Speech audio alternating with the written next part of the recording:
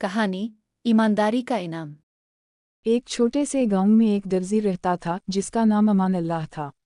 अमान अल्लाह का पेशा निहायत सादा था। वो दिन भर लोगों के कपड़े सीता और रात को अल्लाह का शुक्र अदा करके सोता। उसकी दुकान बहुत छोटी और पुरानी थी, लेकिन उसके काम में एक खास बात थी, ईमानदारी। वो हमेशा वक्त पर कपड़े देता, किसी से ज़्यादा पैसे ना लेता और सबके साथ इज्जत और मोहब्बत से पेश आता। लोग कहते थे, अगर कपड़े सिलवाने हों तो अमान अल्लाह के पास जाओ, वहाँ धोखा नहीं, सिर्फ दियानत है। एक दिन एक अमीर गाहक उसके पास आया जिसका नाम बशीर साहब था। उसने एक कीमती शेरवानी सिलवाने के लिए दी और वादा किया कि वो अगले हफ्ते आकर ले जाएगा।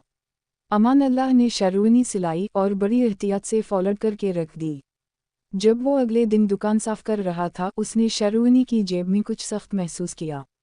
जब उसने हाथ डालकर देखा तो एक चमकती हुई सोने की अंगूठी उसके हाथ में थी। वो लम्हा उसके लिए इम्तिहान का था।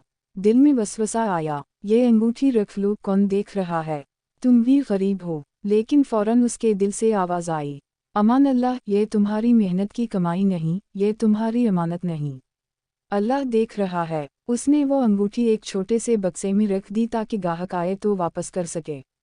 अगले हफ्ते बशीर साहब वापस आए। अमान अल्लाह ने ना सिर्फ शेरवानी दी बल्कि अंगूठी भी उनके सामने रख दी। बशीर साहब हैरान रह गए। अमान अल्लाह, ये अंगूठी तो मेरी मरहूम वालिदा की यादगार है, मैंने तो नोट ही नहीं किया कि गुम हो चुकी है।